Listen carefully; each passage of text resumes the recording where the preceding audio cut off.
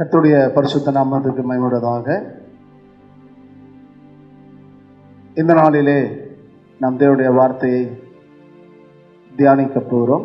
57ஆம் சங்கீதம் 3ஆம் வசனம்.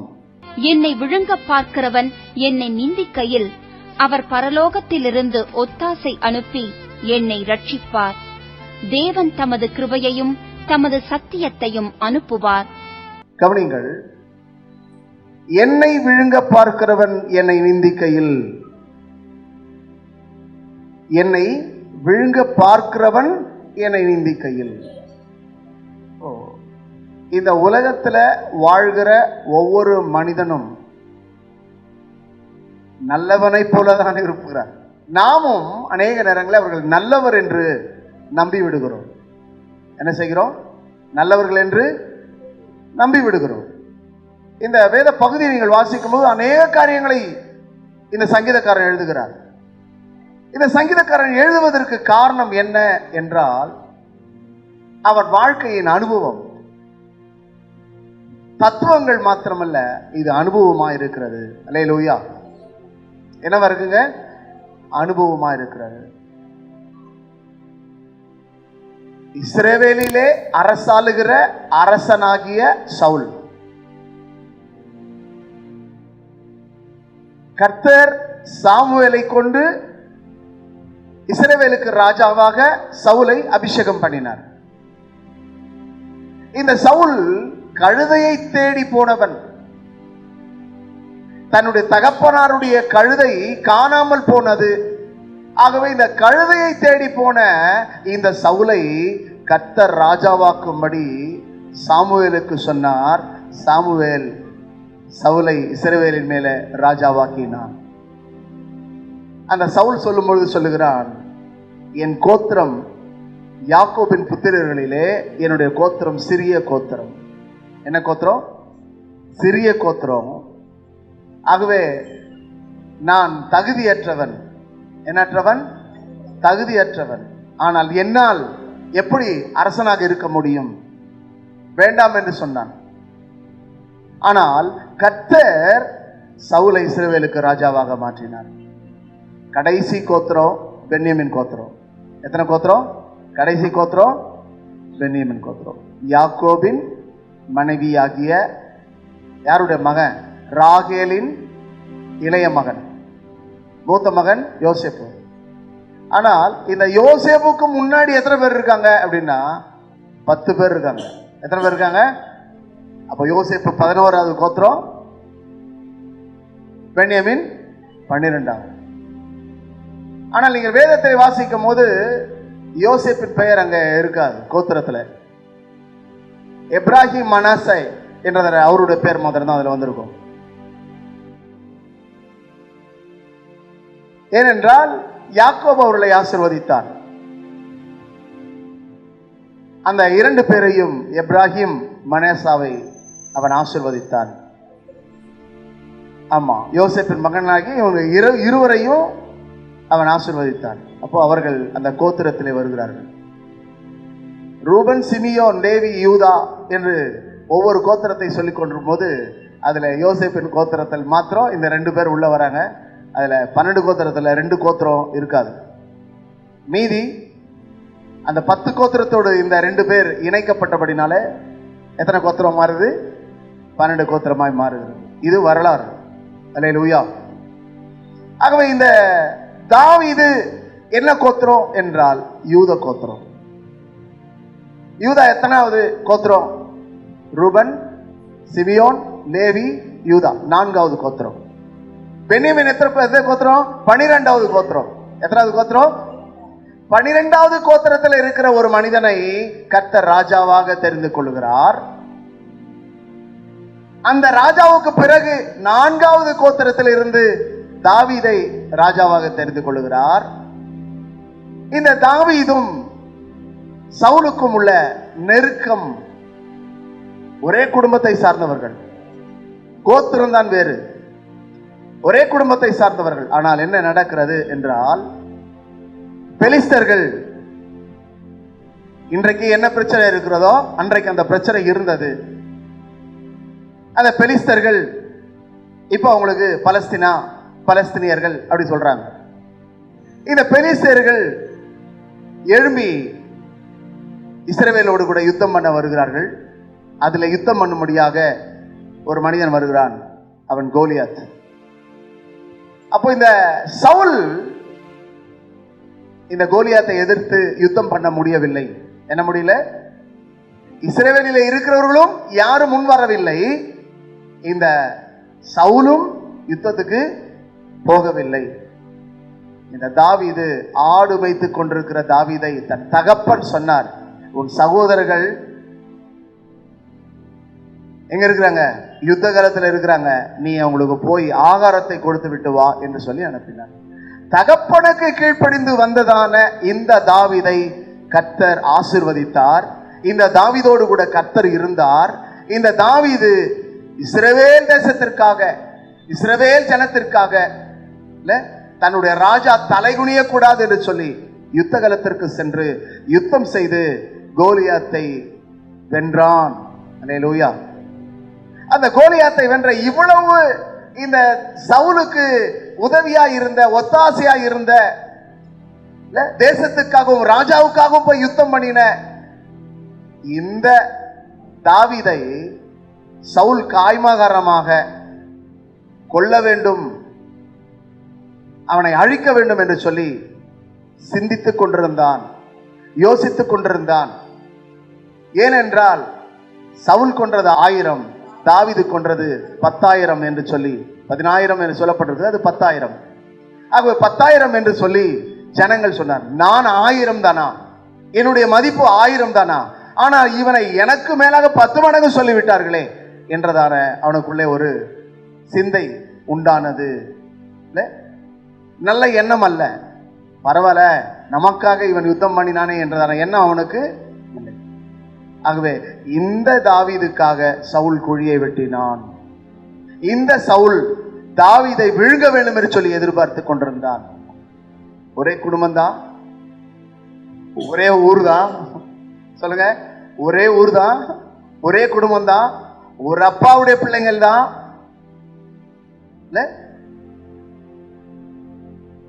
அந்த யாக்கோபின் புத்திரர் தான். ஆனா அவர்கள் தான் இந்த தாவீதுக்கு விரோதமாக எழும்பினார்கள். அதான் அந்த வசனத்துல சொல்லப்படுறது, தாவீது சவுலுக்கு தப்பியோடி கெபியில் ஒதுங்குகையில் தனக்கு நஷ்டம் நேரிடாதபடி அல்தேஷ்கேத் என்னும் வாத்தியத்தில் வாசிக்க தாவீது பாடின ராக தலைவனுக்கு ஒப்புவிக்கப்பட்ட மிக்தாம் என்னும் சங்கீதம். இது பாட்டு என்னதுங்க? சங்கீதம் என்றது பாட்டு. அப்போ இந்த சங்கீதத்தை அவன் பாடுகிறான். என்ன பாடுகிறான்? எனக்கு இறங்கும் தேவனே, எனக்கு இறங்கும், என் ஆத்துமா உம்மை அண்டிக் கொள்ளுகிறது, விக்கினங்கள் கடந்து போகும் மட்டும் உமது செட்டைகளின் நிழலிலே வந்து அடைவேன். ஆகவே எனக்கு பாதுகாப்பு, இஸ்ரவேலின் ராஜா என்னை பாதுகாக்க முடியவில்லை, இஸ்ரவேலின் ஜனங்கள் என்னை பாதுகாக்க முடியவில்லை, என் உறவுகளோ என் உடன் பிறந்தவர்களோ என்னை பாதுகாக்க முடியவில்லை. ஆனால் என்னை பாதுகாக்க கூடியவர் நீர் மாத்திரம், நீர் மட்டும். அல்லேலூயா. இன்றைக்கு நம்மோடு கூட உடன் பிறந்தவர்கள் இருக்கலாம், நம்முடைய உறவினர்கள் இருக்கலாம், நண்பர்கள் இருக்கலாம், ஆனால் விழுங்க பார்க்கிறவர்களாக இருக்கிறார்கள் என்பதை மறந்து போக வேண்டாம். எல்லோரும் நன்றாக தான் பேசுவார்கள், நன்றாக தான் பழகுவார்கள், ஆனால் அவருடைய சிந்தையில என்ன இருக்கிறது என்பது உங்களுக்கு தெரியுமா? தெரியாது. நம்மை அவர்கள் சகோதரர்களாக உதட்டிலே சொல்லுகிறார்கள், ஆனால் உள்ளத்திலே சொல்லுகிறார்களா? உறவுகள் என்று உதட்டிலே சொல்லுகிறார்கள், உள்ளத்திலே சொல்லுகிறார்களா? இல்லை.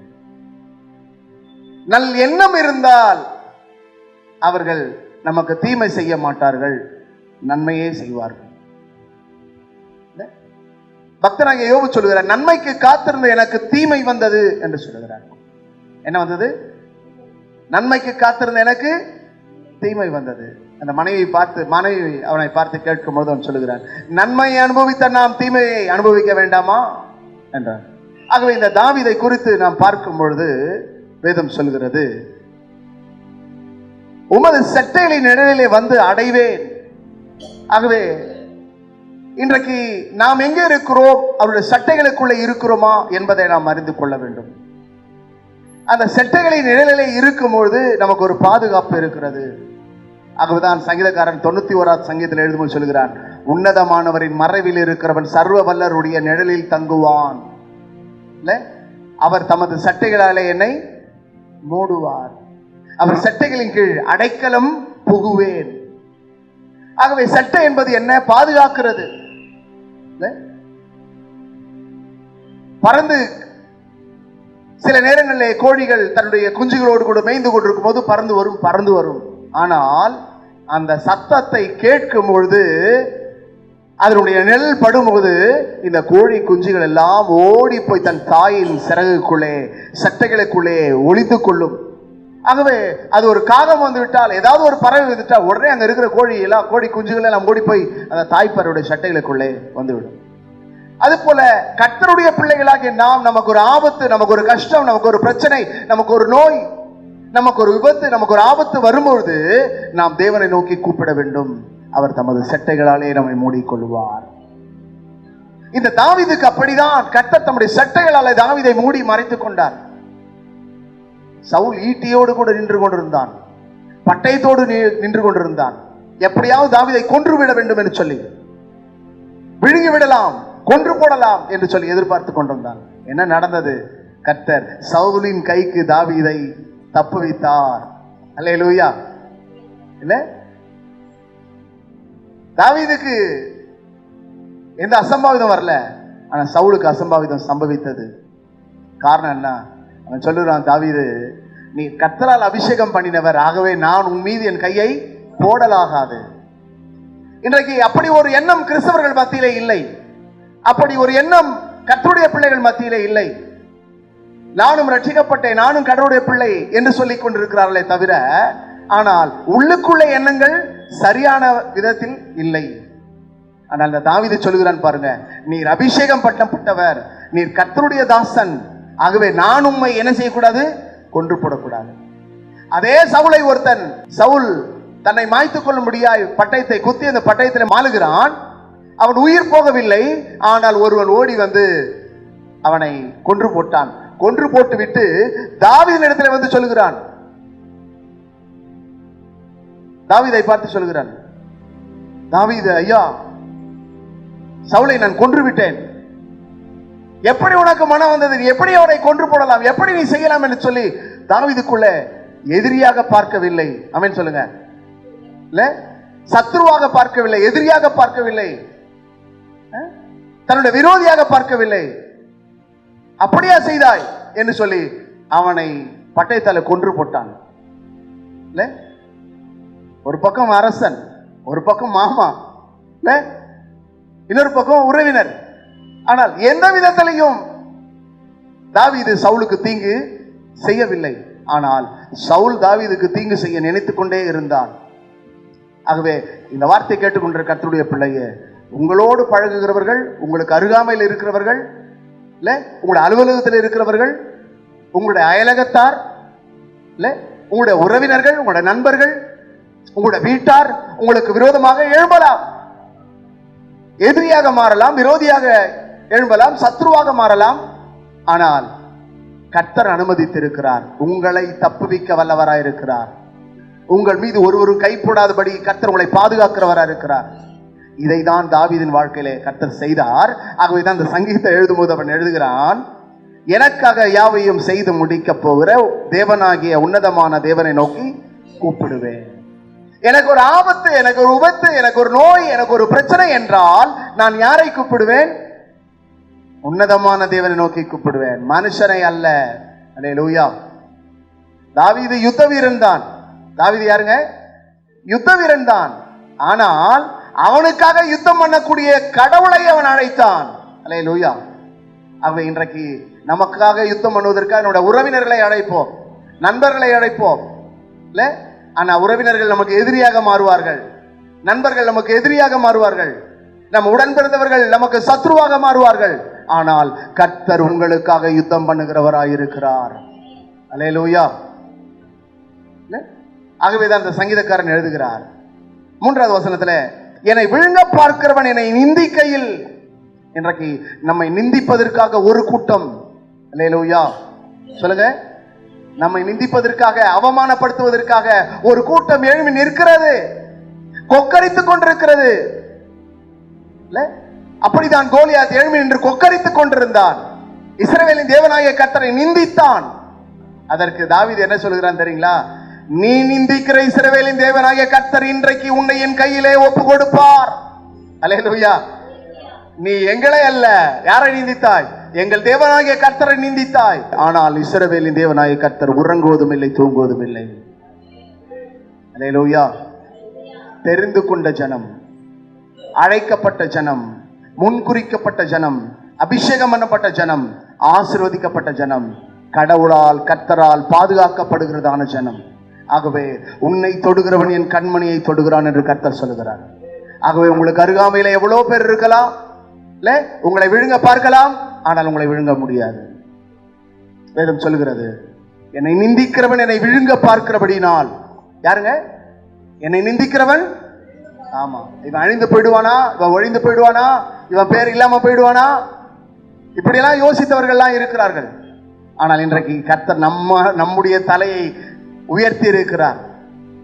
இல்ல வசனம் சொல்லுது, வாசல்களை உங்கள் தலைகளை உயர்த்துங்கள், அனாதை கதவுகளை உயருங்கள், மகிமையின் ராஜா உட்பிரவேசிப்பார்.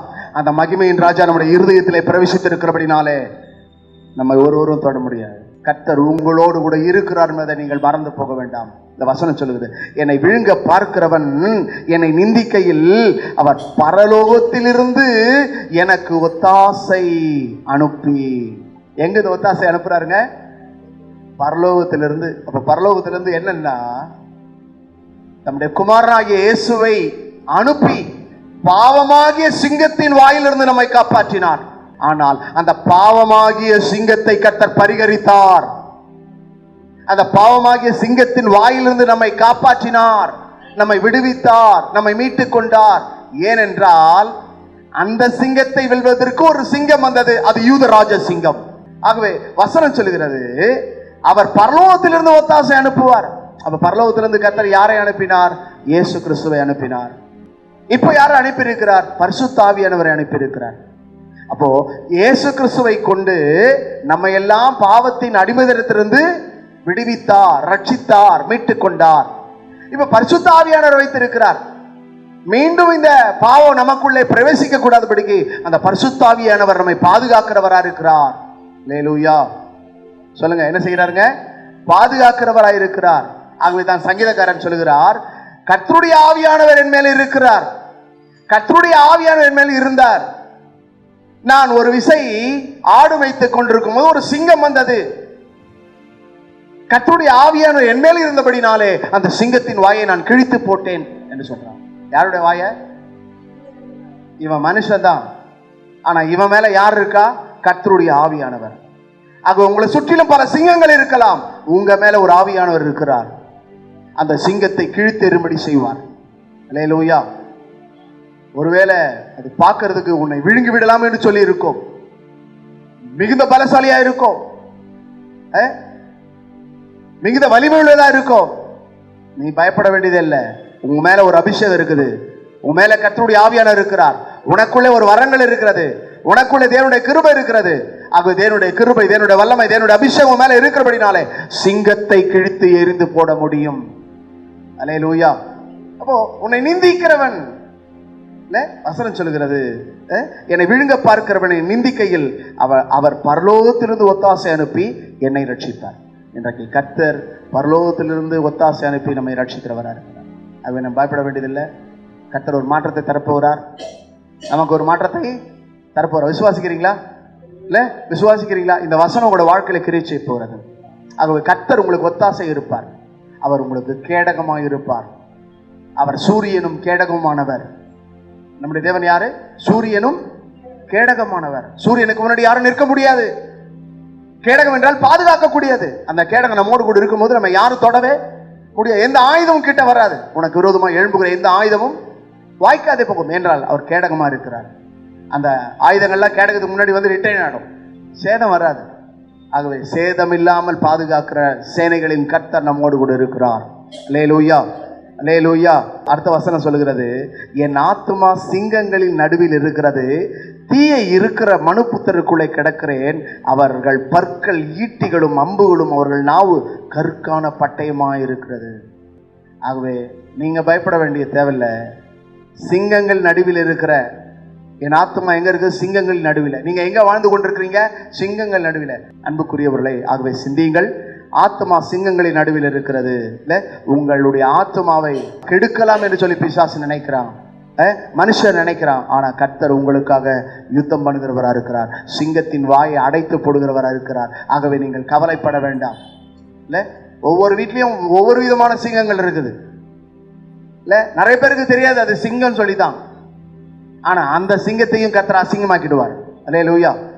எதெல்லாம் பேசுதோ அந்த சிங்கத்தை என்ன பண்றாரு? அசிங்கமாக்கிடுவார். ஆகவே நீங்க அமைதியா இருந்தா போதும். நீங்க சோத்திரம் பண்ணோம். அவங்க சத்தம் போடுறாங்கிறது நீங்க சத்தம் போடக்கூடாது. அவங்க சண்டை போடுறதுக்காக நீங்க சண்டை போடக்கூடாது. அவங்க கை நீட்டுறாங்கிறதுக்கு நீங்க கை நீட்டக்கூடாது. இல்ல, இப்படியே விடக்கூடாது. அவங்க அப்படி பேசுறாங்க, நம்ம விடக்கூடாது. நம்ம பேசித்தான், நம்ம இப்படிதான் பண்ணணும். பிரயோஜனமே கிடையாது.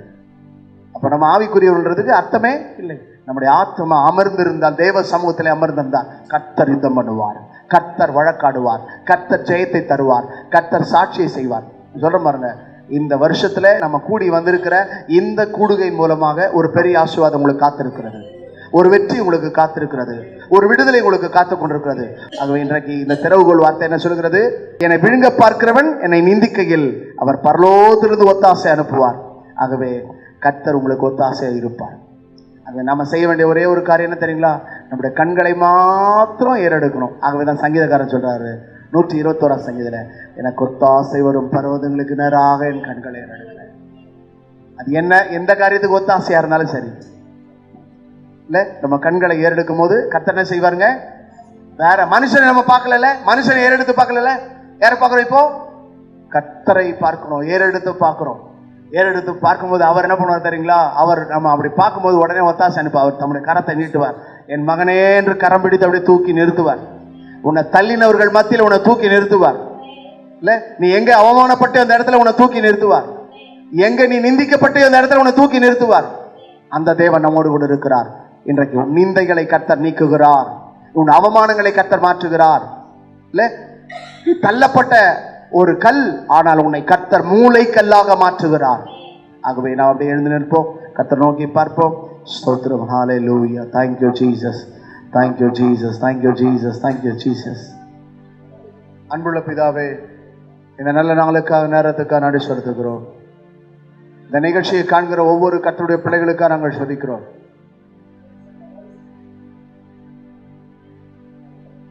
நம்முடைய வேத வசனத்தின்படி நம்முடைய நாமத்துக்கு மகிமையாக ஒவ்வொரு பிள்ளைகளுடைய வாழ்க்கையில எவனை விழுகலாமோ என்று எதிர்பார்த்து கொண்டிருக்கிற சிங்கத்தின் வாய்க்கு விலக்கி பாதுகாக்கும்படி செபிக்கிறோம். ஒவ்வொரு குடும்பத்தையும் கர்த்தர் ஆசீர்வதியும். அவருடைய வறுமைகள் தரித்திரங்கள் மாறும்படி செபிக்கிறோம். அவருடைய கடன்கள் நீங்கும்படியா செபிக்கிறோம். அவருடைய பிள்ளைகளுக்கு நல்ல ஒரு வாழ்க்கை துணை கிடைக்கும்படியா செபிக்கிறோம். ஒவ்வொருக்கும் எதிர்பார்த்து கொண்டிருக்கிற வீட்டை கட்டி எழுப்பும்படியா செபிக்கிறோம். ஒவ்வொருடைய தொழில் ஆசீர்வதிக்கப்படும்படியா செபிக்கிறோம். இந்த நிகழ்ச்சியை காண்கிற ஒவ்வொரு பிள்ளைகளுடைய வாழ்க்கையிலும் மாற்றங்களை கர்த்தர் தருவீராக, மகிமையான காரியங்களை கர்த்தர் செய்வீராக. ஒவ்வொருவரையும் பேர்பராக தொட்டு ஆசீர்வதி ஆசீர்வதி இயேசுவின் நாமத்தில் பிதாவே, ஆமென். கர்த்தர் உங்களோடு இருப்பாராக, கர்த்தர் உங்களை ஆசீர்வதிப்பாராக. நம்முடைய யூடியூப் சேனலை பார்க்காதவர்கள் தயவுசெய்து பார்க்கும்படி உங்களை அன்போடு கேட்டுக்கொள்கிறேன். JHIM JPS என்றதான சேனல் நீங்கள் கடந்து செல்வீர்களானால் அதில் நம்முடைய யூடியூப் ப்ரோக்ராம் வரும். கண்டுகளியுங்கள், மற்றவர்களுக்கு சொல்லுங்கள். கர்த்தர் உங்களையும் உங்கள் குடும்பங்களையும் ஆசீர்வதிப்பாராக. ஆமென்.